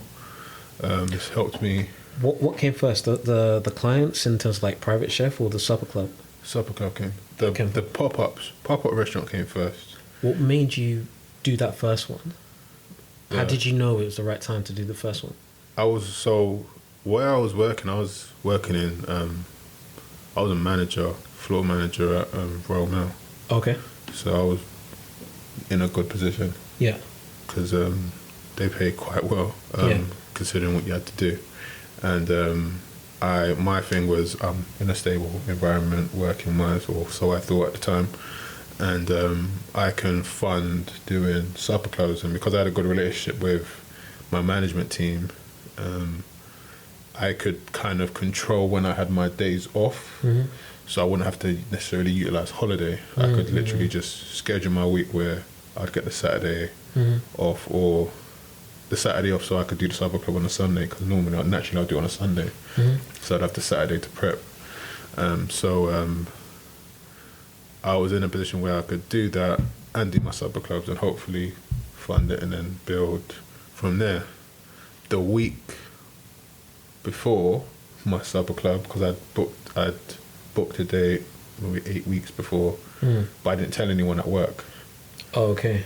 That I was doing that, and I ended up leaving my workplace the week before my supper club.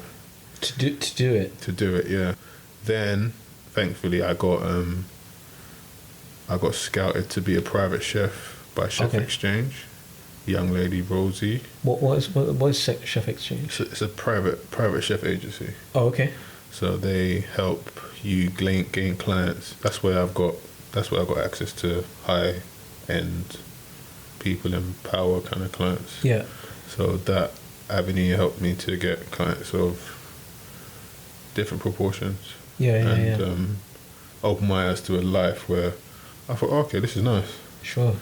And it's like, yeah, it's achievable. Yeah. You understand? With hard work, with dedication, with consistency as well in doing your craft, then you get what you need. You get what you want. So had a good time with them. I'm still part of them now. So I got headhunted for that, and then that brought about Taste Made. I did a Taste Made video, or I did five recipe videos for Taste Made.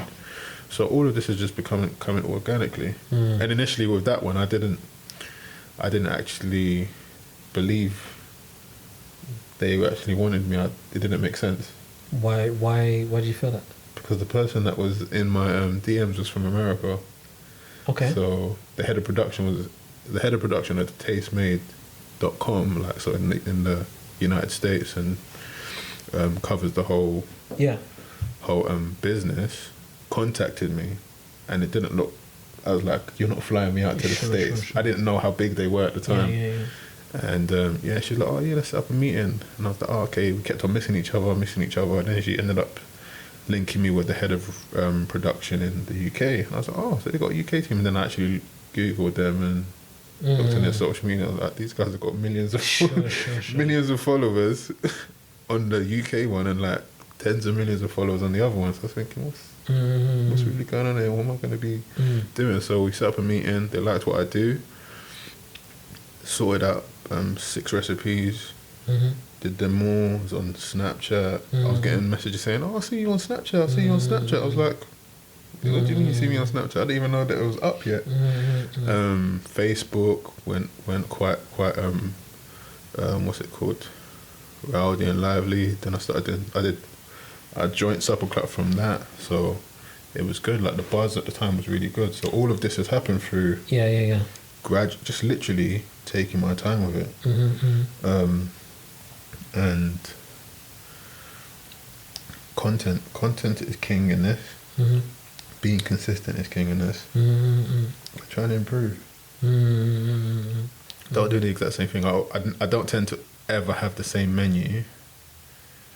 I'd never used to have the same menu, but now going forward, to like just stabilize the supper clubs. I might change 1 or 2 elements. I won't change the whole menu anymore, because people like that menu. And if we can grow and develop everything to where it needs to be, you can have the full menu in a restaurant where you've got 25 options or 30 options to choose from, and it's made to order perfectly for you. That's where we want to get to, but we're learning now. You've actually brought me nicely to what I was going to bring up next when we speak about menu. So I want to talk about what I actually ordered when I came to your supper club. So I started with honey jerk wings. Can you talk us through these honey jerk wings? So I was researching how to make jerk marinade, because I didn't like I didn't like certain brands jerk marinade, and I wasn't really fond of just doing the whole powdered version. So I wanted to make my own. So I did research, checked other recipes, and then extracted from different ones. Sure. And made my own blend and brand of jerk, and then added a bit of honey to it. This was around uni times. So this came from uni. Okay. Where I was just like, oh, like when it's too hot, because I used to put quite a lot of Scotch bonnet these times, and not everyone could handle the heat. So the honey takes a little bit of the edge off, and it also keeps it nice and moist as well. So it was quite a good, quite a big deal. Like a lot of the guys, or as you say, the man them, would really be like, oh, Dej, like we need them wings.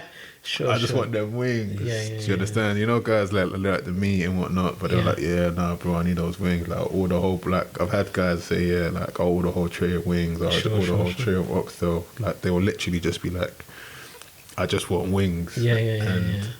That's nice. Like I think that's one where I don't really tweak it or have to tweak it as much, because I know exactly how it needs to be, and it can be taught to anyone to do exactly how it needs to be done. So, and that will probably be one of the top recipes in the book when it comes out. Oh, there's a book, yeah? Yeah, there will be a book eventually at some point. So, yeah, I'm speaking into existence. Well, you heard it here first on the Black Food Tales podcast. Yeah.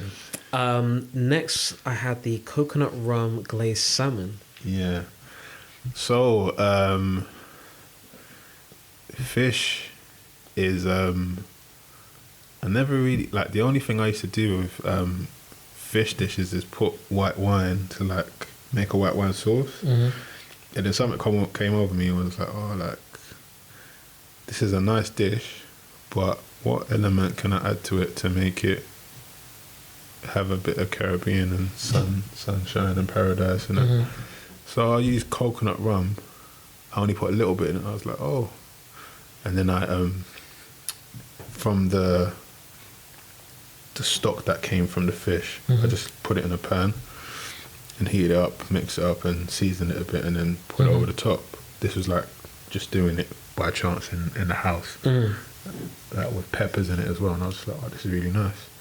So I thought, oh, how could this work? Can this work on a like a restaurant scale or client scale? And I did it for a birthday party. It was because it's been on the menu for a while, like for people to choose, like clients to choose. And yeah, at that event, it was moist. It was like, it's really moist, it's succulent, it's doing all the right things to them. So yeah, still think it needs tweaking. Okay. Still needs a bit of work. Needs to get the glaze a bit richer than it was, and but I think the cooking texture of the fish, it wasn't overcooked. I hope. No. Fish wasn't overcooked. Yeah, because I don't mess with overcooked fish. So I made sure that it was when we was keeping it, because we had 3 different mains, so we had to make sure that everything was hot, that everything went out. The one where it was ready, it went out. So and that's what I like. We're all ready. Let's go. So yeah, let's get the show on the road. So yeah, that one is I like that one because it's subtle. I think people expected it to be harsh, but because it's coconut rum and it's white rum, it's very, very subtle. It wasn't too overpowering. I think if I had used dark rum, people would have been falling in their chairs. But yeah, I think it was very nice. It came about by just trying to, because I used to eat salmon a lot when I was at uni and just after uni. Yeah. And I used to like, so with the peppers and the onions, I'd always make a glaze, like add brown sugar or honey to like get a nice sweet glaze for the salmon, because it's quite meaty. Do you understand? And with the sauce over the top, it also helps to balance out the flavour, give it more depth, and I just thought it worked really. Like something that I thought it's comfort food, in my opinion, but it can also be giving that little tweak to make it a bit more glamorous in a way. Sure. Yeah. And then Chin Chin chocolate cheesecake. Yeah, so I used to make cheesecakes a lot. Yeah. And I prefer baked cheesecakes. But this cheesecake resonates with everyone because of the filling, the white chocolate filling, because it's a white chocolate cheesecake. We tried it with chocolate because I did a taste test of it where we did milk chocolate, dark chocolate, white chocolate. Who helps you with all this taste testing? One of my friends he works for a big blue chip company, so his like palate is quite refined. Sure. Okay. And a few of my boys and a few girls that like we're not friends per se, but they're like influencers. Yeah. And they tried it and said, oh yeah, they like it or they prefer this one. Sure. So yeah, it went from there. And most of these dishes that I had made, like these ones, apart from the Chin Chin chocolate cheesecake, I'd made cheesecakes and people liked the cheesecakes before. But the two prior, the honey jet wings, I'd made it for friends. Like I would cook because I'd cookouts all the time. Like when I was at uni, my budget was spent on food more or less all the time, and about 70% of the food I didn't eat. I'll do cookout, lasagna, jollof rice, jerk chicken, fried chicken. I obviously went to the wrong place. Coleslaw, potato salad, mac and cheese, the whole works. Like was there. Like it was a cookout for everyone's like. Obviously afterwards, people were like, "Oh yeah, why didn't you just charge us? Like we would have paid." We're like, "Obviously you're not going to tell me while we're all struggling at uni you're going to pay." But yeah, that stemmed Chin Chin chocolate cheesecake stemmed from adding Africa to a dessert because we don't have enough West African desserts. It's true. I struggle because like when I'm trying to do the reviews and stuff, I actually struggle to find desserts. Yeah, so I've got a few desserts as well. So the last pop-up we did, or the last, let me not say pop-up because we don't pop-ups anymore. The last supper club we did prior was plantain fritters. Nice. Yeah, cinnamon plantain fritters with a blueberry and raspberry coulis with sugar, caramel on top. Okay, when's the next one? We're setting up the day. I can't really say just yet. Okay. We got to find a location because we're looking for a different location. So I would say July, but yeah, it depends. We would have to do 2 in July, back to back. Why not? Why not? So bigger and better, huh? Yeah, 100%. I'm gonna ask you some rapid answer questions. You ready? Cool. What celebrity would you like to cook for? Will Smith. What would you make Will Smith? I'd have to know what he likes, but I'd probably make this deconstructed egusi.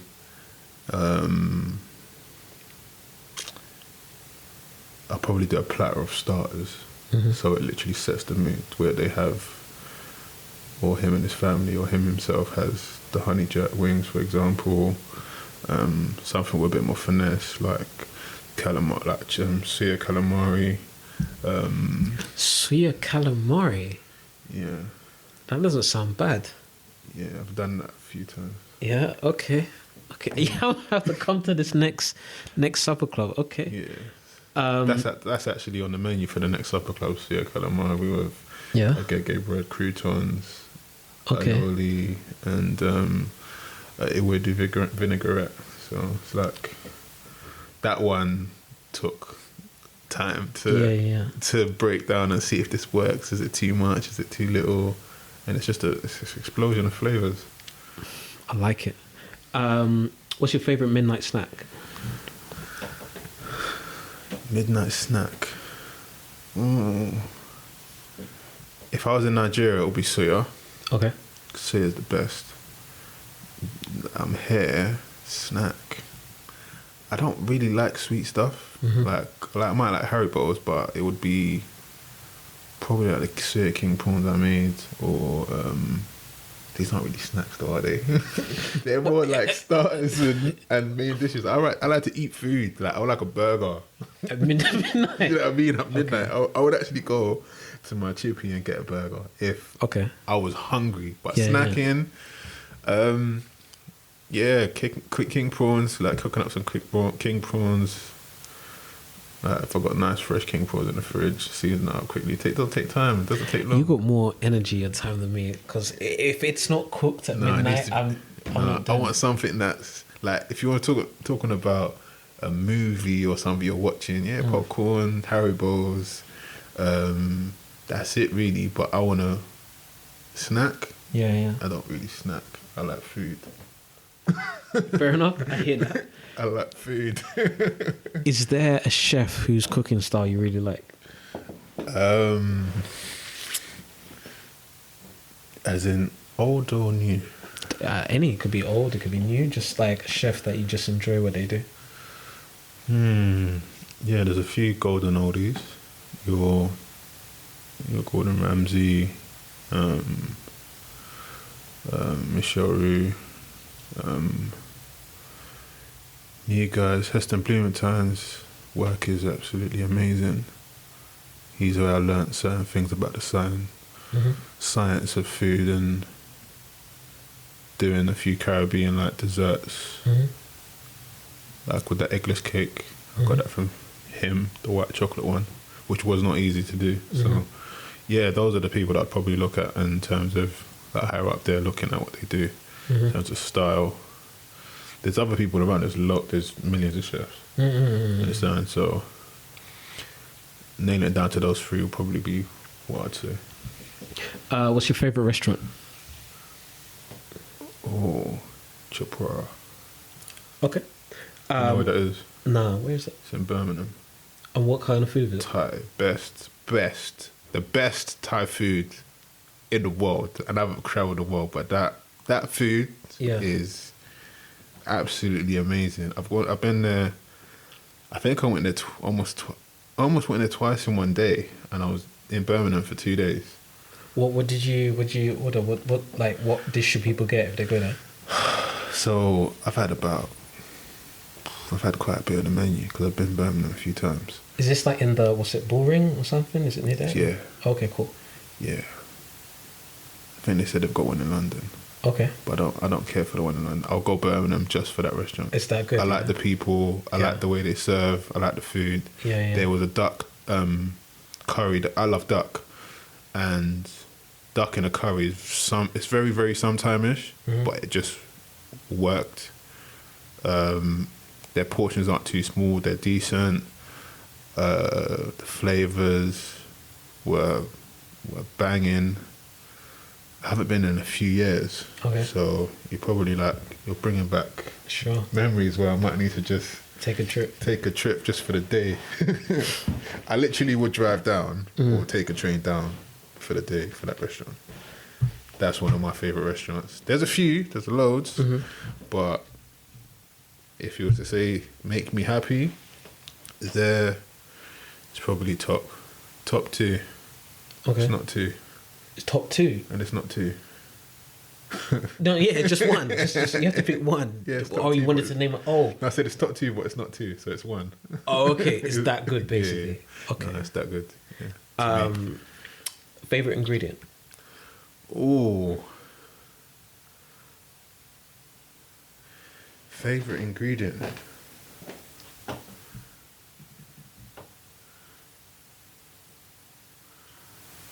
I've been working with plantain quite a bit, or plantain, whichever way you guys want to say it. And it's very, very manipulative. Okay. So I've been enjoying working with it. I wouldn't say it's my favourite ingredient to work with. Yeah.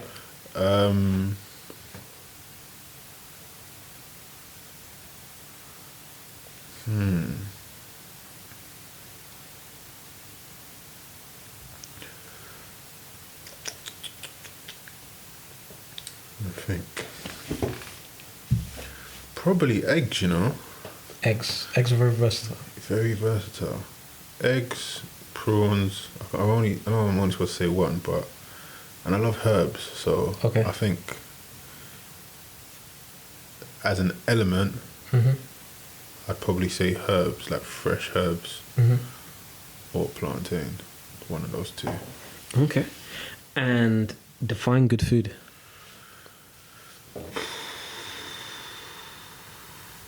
Okay.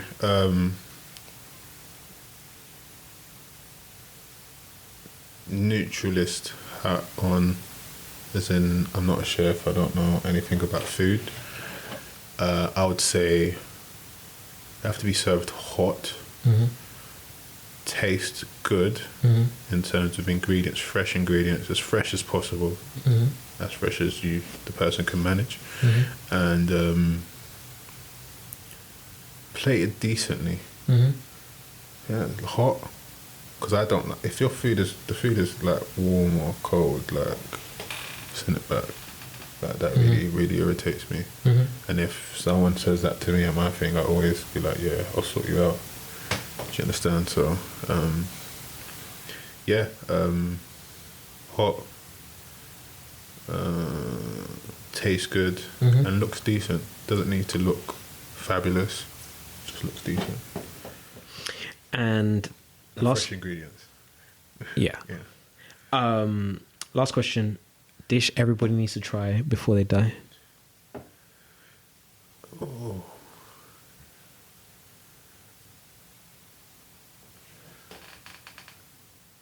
Hitting you some real tough questions today. Trying to think. Something that's not obvious though. Doesn't have to be like African or Caribbean dish, just any. I'm just thinking dish. like, wow, a dish that I think everyone has to try before they die. Deconstructed egusi. Okay, cool.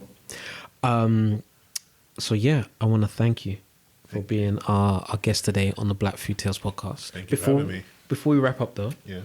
socials, or how can we find you? How can we, learn more? Find me on, or find us on D Chef. You can find us on D Chef Diaries. Chef Diaries on Instagram, so that's all one word. Twitter is D Chef Diaries. We're on Facebook as well, which DS Chef Diaries, all one word. And our website as well, dchefdiaries.com. That's got all of the features of the videos that I've done for Taste Made, the events that we do. So Chop and Play is what we do, which is the barbecue parties, and Taste Like Poetry is the supper clubs that we do. And our private services are there as well. So if you've got catering events that you need catering for, if it's a baby shower, party, if you just want to throw a, what's it called? A chill out session, a social with your friends or family, and you don't want to do the cooking, because hosting and cooking is not easy. I've done it before. So if you need help in the kitchen, we're here to be of service. So you can do your hosting without any hassle. That's what I like to do. Make your life hassle free by giving you DCD's great food. I like it. Is there anything that you wanted to ask the community for like it's your platform or your opportunity to ask for anything that you need help with, or what do we need help with? We need help more behind the scenes to create a stronger foundation and enable myself and other chefs who are among me to just be creative. Yeah. So need to develop and build a team. So this is a business that resonates and blossoms. I don't want it to just be a one-man band. So if you're interested in great food and taking African food to another level, holler at us. If you've got ideas, hit us up. Yeah, not always gonna. It's not a definite yes, like everyone that comes, but yeah, like see if we can bounce off each other. We're open. We're not like, I'm a friendly face. I think I am. So come, talk with us, speak with us. I've been to a few places today to show us their venues. Some are to your liking, some are not to your liking. let us know. We need venues, we need spaces, we need people to help bridge the gap and to make this a consistent thing. We're looking for business partners, looking for staff, looking for people that want to take the brand to another level. Yeah. Amazing. Before we actually sign out, though, I know some listeners from early on in the podcast are still waiting to hear that poem. Oh, you weren't going to let that go, were you? Nah. All right, so I'll get shot in the comments. I'll give you something. It does have to be. I'll give you two. Okay. Because they're snippets. Okay. Let me find.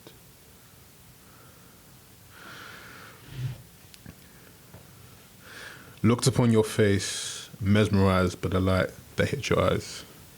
I was trapped in your gentle gaze.